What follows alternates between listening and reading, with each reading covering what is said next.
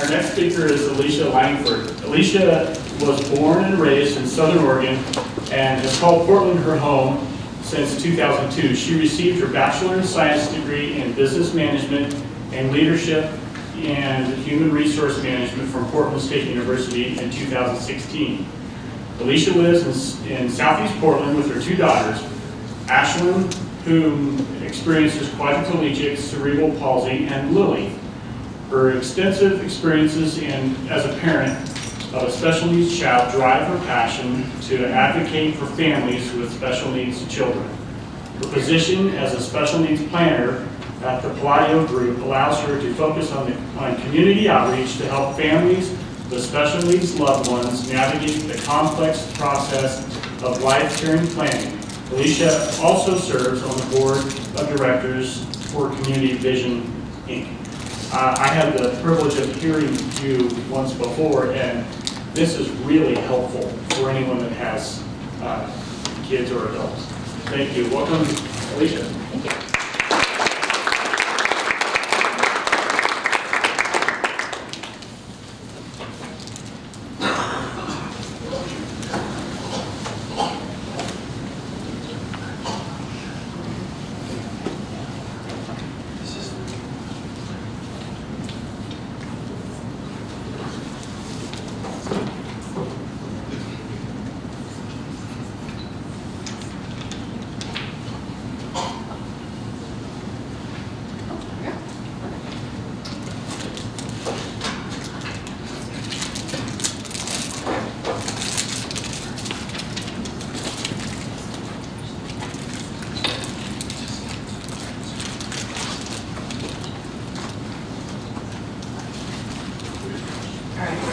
Everybody hear me?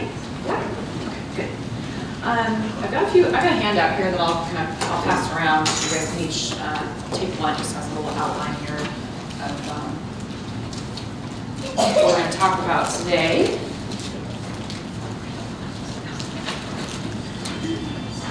So yeah, so as you mentioned, I'm a mom of a 19-year-old daughter, Ashlyn. She'll be 19 in December, and when she was born, I was told that she would never walk, talk, or attend regular school. We didn't actually have a diagnosis. All we knew is that she was having seizures every 2 minutes, and we didn't actually, they were kind of in her eyes. No one really noticed. It happened to be a lactation nurse that came in to work with us that figured out she was having seizures, because she was just doing this weird little, newborn baby eye rolling around thing, and we didn't know. And so, it's been an incredible journey for us, and so this is my brag page. So this is my girl that was never going to walk, talk, or attend regular high school. So my joke is that she's a walking, back talking, almost 19-year-old who, as you can see in this bottom picture down here, she just received her diploma from high school this last June, and she's now in a transition program through her school district and working on some fabulous independent living skills. So she, got to go to prom. She plays on a special needs basketball team. She's done lots of really great things. So my other daughter, Lily, who's in the picture at the bottom, she's 14 and is an amazing advocate for her sister and is becoming an expert in how to manage seizures since her sister still has them. We went 13 and a half years seizure-free, and then puberty came, and we have seizures like nobody's business now. So that's just kind of been our I guess, new world again for the last 3 or 4 years. But what brings me here today is to talk to you guys about life care planning. And so what that is really looking at where a family is at today and if there's resources and benefits that they can be accessing to support their family and their child, as well as what happens when that young adult maybe turns 18. Tends to be a game changer with accessibility to benefits that they may not be eligible for under 18. And then just the long-term planning piece of what happens when mom and dad retire, what happens when mom and dad pass away and are no longer here, and is our estate planning done properly to allow for maximum eligibility for benefits and services, as well as us still being able to provide for our children, financially and leave them in a state if necessary, like we would our typical kids. And so we've been doing this for about 5.5 years. We've seen, we're cross disability. We work with about 3,000 families now at this point, all income ranges. So what we'll talk about today is just some high-level stuff to think about, as we navigate these systems. When Ashlyn's epilepsy kind of regressed when she was little, when she stopped having seizures, I marked it off the list. I was like, "Oh, we're done." Like that thing's, now we can just work on ABCs and 1, 2, 3s and walking and talking. And since she's, fairly on the cerebral palsy spectrum, she's very high functioning, as you can see. We started working on a lot more independent living things, and I was like, oh, she's gonna move out when she's 18. She's gonna just need some support. And so, the seizures have changed things because she does need some more supervision than we had anticipated. But I think it's really about creating a flexible plan. She gets some amazing services that allow her to be independent and in community, because we kind of have things set up properly for her. So that's what we're going to talk about today on a very high level. We have to disclose, we'll talk about special needs trusts a little bit today and some taxation and things that a CPA would maybe discuss. I'm not an attorney, I'm not a CPA, so by law we have to disclose that. I'm a financial advisor that has a special designation called a Chartered Special Needs Consultant, which gives us education in financial planning piece, but also all government benefits programs and how that kind of commingles along with the estate planning piece and how those three things intersect when we're planning for a loved one that experiences special needs. So this life care planning timeline that you guys all have in front of you, just kind of talks through some of those stages. We'll go through several of these things today on a very high level. But just, looking at where you're at, like I mentioned, and I know as a parent especially, like, we were always trying to get through the day, get through the week, get through the therapy, get through figuring out the medications, the IEPs, and then all the things that come with when our kids have health issues. And so our job is to kind of help you maybe look at the next step ahead. So as things come up, it's not quite so overwhelming, and you're doing more proactive planning opposed to reactive planning. So, super high level of that life care planning process. We'll talk about vision and goals, resources and benefits, what's your support system now and in the future, letter of intent and the importance of that, transition planning as kids become closer to age 18 and the age of majority, and what things happen at that point in time, so, and then parents' retirement, and then estate planning considerations. So we will start with the vision. What is the vision for our loved one, right? Is it independent living? Is it who are they going to live with now when they're 18? Who are they going to live with when they're 45? Who are they going to live with when you're no longer here? Are they going to live independently with some supports coming in? What do these things look like? And thinking through that as we create goals for our kids, and and for the our adult children, working through to get us to those places we want to be. What kind of education is going to be appropriate? What level of independence are they going to have? I mean, what supports are they going to need to facilitate that? For Ashlyn, she lives with me right now, which I think is pretty appropriate for most 18-year-olds anyway. And she wants to live in her own space at some point, and that will happen. She will absolutely need support in doing that. But she doesn't have to be kind of, stuck in a life of living with her mom forever because she has this, these conditions that, she needs some extra help with. Thinking through, do we need to have guardianship or conservatorship or some alternatives to help our children with some healthcare decisions or financial decisions in the future? What kind of lifestyle, do we want? What kind of lifestyle do they want for themselves? So really creating that vision and then backing into how do we get there is really the purpose of the life care plan. And then, thinking through employment and how that can be facilitated, as well as, how will expenses be supplemented when mom and dad are no longer here to do that. So the letter of intent. This is a really important document, I think,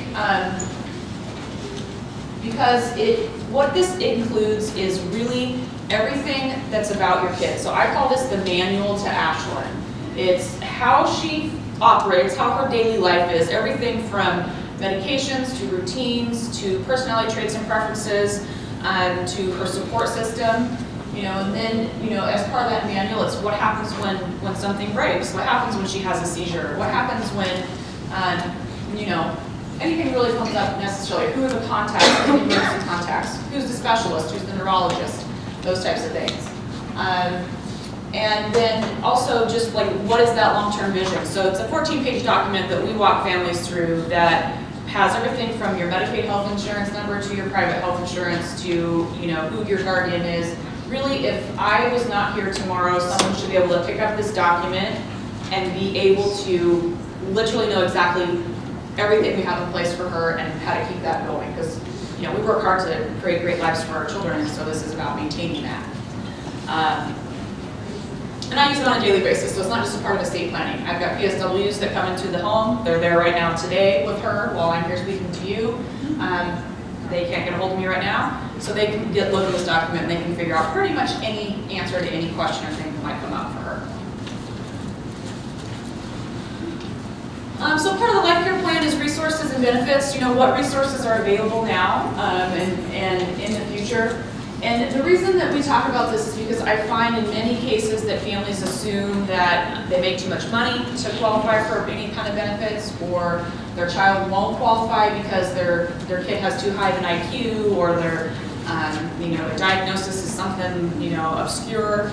But we really have found that we can get families some good support in some of these areas, and the assessments are changing, and getting some support in home for Ashlyn specifically has been really great for her. It's created this massive level of independence where she can't drive, and so her PSWs they take her to her activities. Ashlyn newly has a boyfriend, and they have a date on Sunday, and so her PSW will be driving them to the movies, and they will be there kind of on site if something happens to help her medically. And don't get me started about the boyfriend.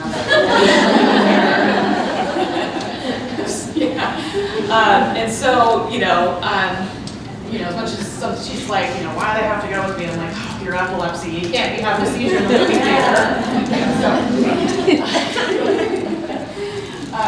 But also just creating independence for her, and being able to, she's working on life skills just like every other 18-year-old needs to do. She gets that support through being able to qualify for some of these programs. So, looking through to that support system, now and in the future. And, some people say, well, why do you have caseworkers on the list of support system? Well, because some of our best support is our caseworkers. When something comes up I don't know, we call them and we get some help, and or they kind of help direct us in the right way. So thinking through that and having all those things in a place, like in that letter of intent, that's all listed in there, so we know who to contact. So County Developmental Disability Services, this is the one, I probably have 10 parents a week tell me, oh, we don't qualify for that because we make too much money. This is a program that actually is not income-based, and there are, so again, we're looking through the rules of these programs and how can they help individuals. So I think you hear the word developmental disability and you think that might be just IQ only, and it's not necessarily. This assessment for this program has changed to include some adaptive assessments as well. And so some of that is the health-related stuff. So it is just physical disability stuff, So I see kids, especially on the spectrum, who have very high IQs that don't qualify on an IQ basis, but there's all these other adaptive skills that they do qualify for support in these programs with.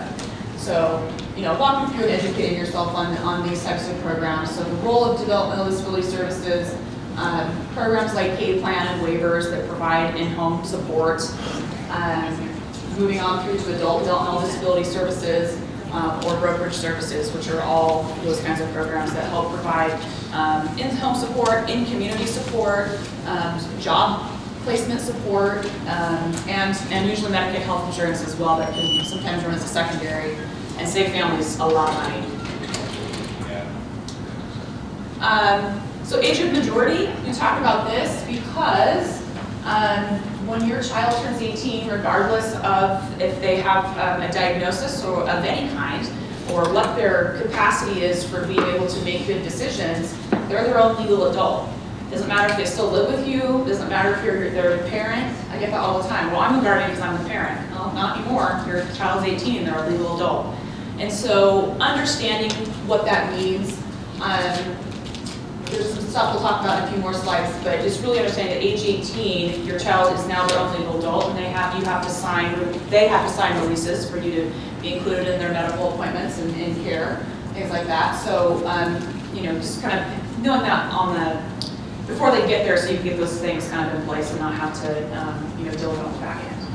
Transition planning is anything, really that's kind of more school age stuff, but you just think about transitioning to adulthood, transitioning out of school. So, that's really from that age, legally it's through the government, it's age 16. If your kid's on an IEP, they have to start being included in transition planning at age 16. But some children qualify for services from the school district through age 21. So like I mentioned, Ashlyn is in a transition program. And so she did graduate with a modified diploma, and that gives her access to being in this transition program for the next 3 years if she needs to be. And what they're helping her with is independent living skills.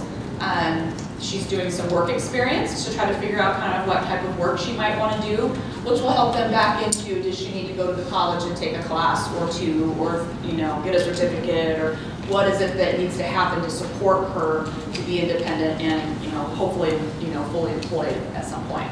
So I almost call it like you have some kids that take a gap year and they start college a year later. The transition program is kind of that gap. I mean that they get more than 1 year if they need it. So really great support, and just being educated about those the diploma types and what those give you access to in the future if your kids do have some delay or some need for some extra support. VR stands for vocational rehab, so that's around employment again. So being able to help get some, acquire employment. Maybe somebody needs a job coach or a job facilitator to help that employer understand how this person can be a great employee, but maybe they need some accommodations in some ways. Maybe they, have epilepsy and they have to have more breaks so that they don't have a seizure or whatever that is. But helping coordinate the different aspects that come along with being employed. And then of course housing, I think most people don't want to live with their parents for the rest of their life. So, thinking through how to do that. And then, also, and some kids do need to live with mom and dad really in perpetuity, but at some point, mom and dad aren't going to be here, so thinking through that as well. So, another piece of the life care plan is government benefits. And so, you'll hear different things like, disability or social security, acronyms like SSI and SSDI. And so what these two programs are, most kids don't qualify for SSI when while they're under 18, because SSI is a means, or I like to just say needs-based benefit, and it has an asset limit. So if mom and dad have more than $3,000 in assets, the child is more than likely not going to qualify for SSI while they're under 18.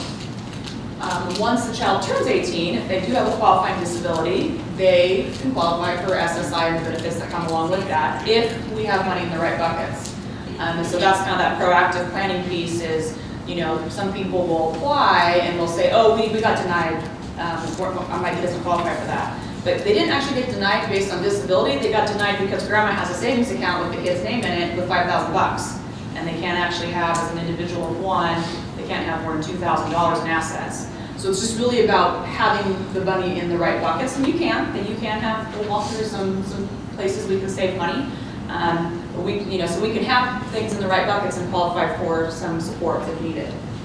And then SSDI, these are not the same, and this gets confused a lot. So SSDI is not means tested, meaning it is entitlement based. And so if a child has a qualifying disability under Social Security SSI, at points in time when a parent retires or a parent passes away, the child can actually draw off of the parent's benefit and as an entitlement-based benefit, meaning mom and dad pay into the Social Security system. If this individual ends up not being gainfully employed or not having enough work credits to draw off their own Social Security, they can actually draw off mom and dad's at later points in life. So kind of that retirement age, that's why we talk about retirement, and sometimes a parent waiting an extra year to draw their own retirement increases their child's benefit. So, really doing some strategic planning around that stuff. Even if you're 20 years out from retirement, just being educated and knowing. So, SSI, the needs-based benefit.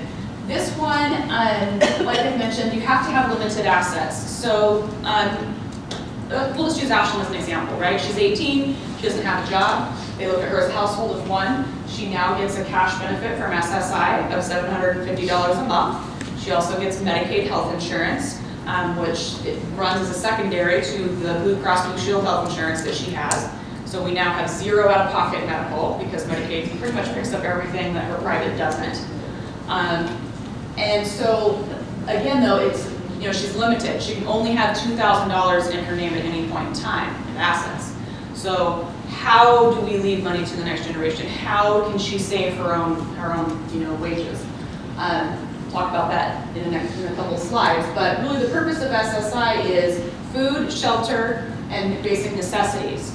And I think we can all agree that there's nowhere on this continent, at least that I know, that you can live on $750 a month, for housing and food. And so that's why having the ability to save in the right buckets to help support these individuals, is really important. I mentioned Medicaid. So Medicaid, once someone qualifies for SSI, or if they qualify for K-Plan through County Developmental Disability Services when they're under 18, once they qualify for this, they get Medicaid, like I just mentioned, as a health insurance. And again, like I said, especially I think with private health insurance, with deductibles skyrocketing and the cost of health insurance being very expensive, having this as a secondary can be very impactful financially for an individual and for their family. I can take the money that I was spending on copays and deductibles, and I can save that for her long term, or for some other things to help support her in the future. So that's what comes with SSI, is the Medicaid health insurance. Okay, so special needs trusts. I could talk about this for an hour and a half, but I'm just going to go over it very briefly. The reason we talk about special needs trusts is because of the last 4 slides that talked about government benefits that have an asset limit of $2,000. A special needs trust is a vehicle that allows an individual, so Ashlyn can have a special needs trust. She can have an unlimited amount of money in her special needs trust, and it does not count towards the $2,000 asset limit. So this is how, if my mom wants to leave her money in her estate, we put it in a special needs trust. Ashlyn can have access to that, and to help daily living expenses with her, not at this point being gainfully employed. Same thing, so my estate will pass into a special needs trust, and she'll still maintain eligibility for benefits. So this piece is really important, and special needs trusts can be implemented in a lot of ways. Some families open a trust today, like right now, and they start putting money in, and it has its place today. Other families say, like, I don't know, Ashlyn's only 18, maybe she will be gainfully employed, maybe she won't need a special needs trust. But I have specific language in my estate planning that says, if I pass away and she's on any needs-based benefits, her part of the estate goes in a special needs trust. And so it's kind of creating that flexible what-if plan, again, to maintain that eligibility. And the reason that we want to be proactive about this is, see if I have my next slide. Yeah, perfect. So the reason that there's 2 types of special needs trusts, and the reason we want to be proactive is because the 2 types are third party and first party. And a third party trust, think third person. So it's anyone's money but Ashlyn's money goes into a third party trust. And so with proactive planning, if we have this language set up or these trusts set up prior to our passing, what happens is I have named beneficiaries of my trust. So if Ashlyn was to pass away and there was still money left in her trust, then there's beneficiaries that the money would go to, being her sister, my niece, my nephew, other people in the family, so the money essentially stays in our family. If you don't have that drafted into your estate planning or have that set up, and let's say I pass away tomorrow and I don't have a trust, she's on all these great benefits that are helping support her to be an independent adult. In order to get her essentially back on benefits, because she would inherit more than $2,000 from me, someone would have to go draft what's called first party trust. So think first party, first person. First person is Ashlyn's money. Because the second, let's say my life insurance goes to, split between both my kids, that's more than $2,000. She's over the asset limit and it's her money. And so the difference between the two, first and third party, is first party trusts have a Medicaid payback inside of them. Meaning if Ashlyn were to pass away, instead of that money going to her sister, it's going to go back to the state of Oregon for Medicaid services rendered, throughout her lifetime. I have a perfect example. I've got a family, they have a son who's 25. He's kind of in the same situation as Ashlyn. He's got these personal support workers. He's in community. He's working part-time. He's got a great system set up as an adult. His aunt, very loving, made him the beneficiary of her 401k. She passed away unexpectedly. She wasn't old. She was, in her late 40s. And so this kid just inherited $95,000. Not, a massive amount of money, but it's over $2,000. So all of his services are now in jeopardy. So his parents had to go spend several $1,000s to open a first party trust. It took a couple of months. Medicaid's freaking out in the meantime. So it's just a hassle. It's just a hassle and a headache. And then now, the aunt's actual intention is that she has 5 nieces and nephews. And if something happened to the one that experiences disability, she wanted the money to go to the rest of her nieces and nephews. That's not going to happen now. That money will be, subject to Medicaid recovery.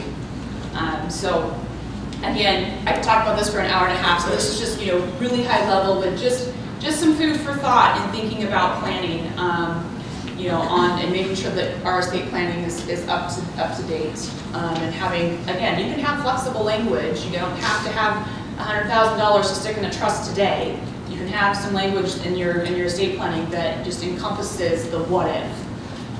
And parents do pass away unexpectedly. Things do happen. So it's I think it's important to think through. So the other vehicle we can use. Anyone heard of an ABLE account? 1, 2, 3, 4. Okay, cool. So ABLE stands for Achieving a Better Life Experience. And this is new federal legislation that came out in December of 2014. It was passed bipartisanly. I like to say that because of the current political climate being so messy. But so this is, everyone on both sides of the aisle agree this is a good idea. So we really like that. And what this allows for is it allows for individuals to have a savings account that's in their names, their money, where they can have actually up to $100,000 in the savings account, and it does not count towards that $2,000 asset limit for needs-based benefits that I've been, pounding about. And so I think this is probably the biggest landmark thing to happen to the disability community in I don't even know how many years. That $2,000 asset limit has not been increased since 1986. And so this is incredibly impactful. So there's some caveats to this. The individual has to have been diagnosed with a qualifying disability prior to age 26 to qualify for an ABLE account. And the contributions have to be with after-tax dollars that go in the account. You can contribute up to $15,000 per calendar year. And that's if it's, mom and dad contributing, grandma and grandpa, the individual themselves. So no matter how many people are contributing to this account, the maximum deposits per calendar year is $15,000. That dollar amount follows the federal gifting limit. So last year it was 14, this year it's 15. That will continue to go up as the gifting limit increases. You'll notice the asterisk here that says additional for employed individuals. So with the new tax law that passed this last December, it is allowed for an individual who's employed. So Ashlyn being employed, she worked a summer job this summer as a teacher's assistant in a extended school year classroom for 6-year-olds because she wants to be a preschool teacher. So she worked for the school district and she made, I don't remember now, $500-$700 or something over the summer.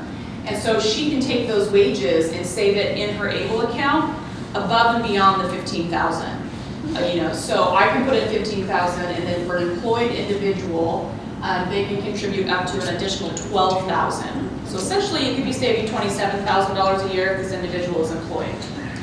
let me be very clear and say that those wages still count as income to the individual, so they still count as income, but you can actually save them. Because we've seen a lot of situations for kids who are employed, and when I say kids, I even mean adults, that's just, even if your kids are 50, they're your kids. So we see them employed and not spending all their money, so they get close to 2,000, and then they're spending down on silly things, so this is a great way to get around, not having to spend down money on silly things. So contributions to the ABLE account for beneficiaries under age 21 are tax deductible on your Oregon tax return, on your Oregon taxes, up to $46.60 for joint filers and $23.30 for single filers. So this ABLE account is a 529 plan. If anyone has heard of the 529 Oregon College Savings Plan, that's a 529C. ABLE's a 529A, A for ABLE. And so they're very similar in structure in how they work. With the exception of, as a college plan, you can only spend the money on education, right? An ABLE account, you can spend the money on anything that's related, that's for the sole benefit and related to that individual's disability. So Ashlyn is the owner of her account and she's the beneficiary of her account. So we can use any of the money in there for really anything that's for her sole benefit. And they've made it very flexible, which freaks everyone out about what we can spend money on. There's not a defined list. There's some bullet points of like, these are things you could spend money on. And the reason is because what makes Ashlyn have a better life experience may not be what makes someone else have a better life experience. And so it can, it's really flexible what we can use the money on. So the growth inside these accounts grows without income taxation. So there are some investment options in these accounts. If you want to do some long-term stuff, there's some mutual funds you can put it in, or you can just put it in cash savings, like the foreign savings account at your local bank. And so they can have some growth. And then for SSI purposes, only the first 100,000 will be disregarded. And what this means is that if you have $100,000 in your ABLE account, they're not going to count it. As soon as you start going over 100,000, it's going to start counting toward that $2,000 asset limit. If you did cross the $2,000 asset limit, you would lose that $750 a month cash benefit of SSI, but you will retain your Medicaid health insurance benefit, which, for those of you that aren't familiar with the history of this, in the past you had to be receiving at least $1 of SSI to maintain Medicaid health insurance eligibility. With the ABLE program, that's not the case. So they would lose the $750 a month, but maintain Medicaid. I wouldn't necessarily advise that. $750 a month times 12 months a year times multiple years is not maybe the best financial planning strategy. But if it did happen, they're not going to lose their health insurance, which I think is really important in some cases. And then in Oregon, you can technically have $310,000 in a 529, which you could have $310,000 in an ABLE account. But again, I wouldn't necessarily recommend that. So qualified disability expenses, like I said, this is an outline. This is just very very broad, and there's like travel is not on here, vacations are not on here, but you can use the money for vacations and travel. Ashlyn has, so these accounts have a prepaid, preloadable debit card. So what you can just put like $50 on it or $100 on it, so they can't access the full account balance. So we're using it to help her practice money management of her own. And so when she goes with her out group with her transition program, they go to the mall and they have lunch there and they do some shopping, or they go to the grocery store to buy groceries for her cooking class. She takes her ABLE debit card and she pays for her own stuff. And she can't overdraw it because she can't spend more than what I on the card. And so for her, she does all kinds of things that she loves to do. She goes shopping with her girlfriends and she buys her own pair of earrings. She goes and gets pedicures because she can't take care of her own feet. So things like that really are related to her. She can go on vacation. We can pay for someone to go with her on vacation because she can't travel alone if we needed to. And so, just tons and tons and tons of flexibility, and as long as you can really go back and say, yeah, this is for the sole benefit of this individual, then you can use the money in the ABLE account for it. Medical expenses, all kinds of stuff. So, don't run over on time, so I'm gonna kind of keep breezing through here. So yeah, kind of to wrap it up here a little bit, parents' retirement and estate planning. So like I mentioned, there's those benefits that potentially may benefit our kids in the future, in relation to retirement. So thinking through that, and then if we do think we need to leave money behind to support our kids, how do we balance retirement and, funding a special needs trust maybe in the end? So thinking through that kind of stuff. Estate planning considerations, like I've talked about multiple times, is a special needs trust necessary? And if so, what kind of trust is necessary and when should that be drafted? As well as, what types of assets are good to leave inside of a special needs trust. There's some, different caveats of taxation and complexity that make some, better than others. And then how much money, how much do we need to leave? So something that we can help families think through is running an analysis of what might that target be, how might we start segregating off assets, but this is our retirement, but we're gonna allocate this bucket over here for our kiddos to make sure that we have something to fund that trust in the end. So key takeaways, it is never too late or too early to start life care planning. I've got families who have got, they've got kiddos who are 1 year old and they're starting a life care plan. And then I've had parents who are 95 and their son was in his 60s and they said, we should probably get some estate planning done. Wouldn't recommend waiting that long, but the younger you as an adult are and the younger your kids are, it's easier to create a much more flexible plan and you have a longer runway and a lot more choices, so I always say it's early. Transition planning should start early, so if your kids are under 18, you should start looking at transition planning. I say even around 12 or 13, even though the school doesn't really force it until they're a little bit older. And then, position your child now for eligibility for needs-based benefits. So like I mentioned, kids might not be eligible under 18 because they're looking at mom and dad's assets, and so sometimes we forget. I literally have families all the time come in and say, well, we qualified for SSI when he was, we applied when he was 10, he got denied, so we're not going to, we just didn't do anything else, we're not going to get it. But again, it was based on the parents' assets, and so, grandma doing a good thing and opening a UTMA account for that kid that's then going to transfer to age 18, you can find a better bucket for it. We can maybe put it in an ABLE account or do things like that prior to 18 happening so that we can make sure that they're eligible for supports at 18. And then just, coordination of resources and, with resources to reach your child's goals and vision. And then, as I've mentioned multiple times, just not avoiding estate planning just because, you're not old or whatever doesn't mean that we shouldn't be just kind of thinking about those things and having some flexible language. So I think that's all I have. Yeah, that is. That's all I've got. For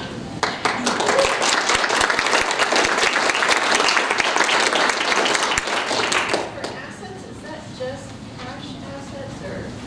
It's anything that can be turned into cash. So they can own one. You can own one. They can own one home and one car. Okay. But anything else. So that's it's cash assets. It's retirement accounts. It's investment accounts, stocks, life insurance policies they may be the beneficiary of. Really anything that can, I've had family kids be named like in an LLC of a business because it's like a family business and each person has a share. There's there are so many things that count as assets. I kind of just say everything. I mean, it's not the furniture in your house, you know what I mean? It's not those kinds of things, but anything that would really be in their neighborhood that they would inherit. Any other questions? Okay. I have these little things. I have the table out in the hallway, and so we do workshops on all these topics we talked about all over the state. I just was here on Thursday night doing a workshop in Bend, and so if you guys want to be on the list for the workshops, or if you would like to speak one-on-one about your situation, I can follow up with you on the phone. I'll leave these out there, and you guys can just fill them out and let me know if you need have additional questions if you didn't want to ask in a group or something. Anything else we missed? Questions? Good? Okay, awesome. Thank you guys. Thank you, Alisha.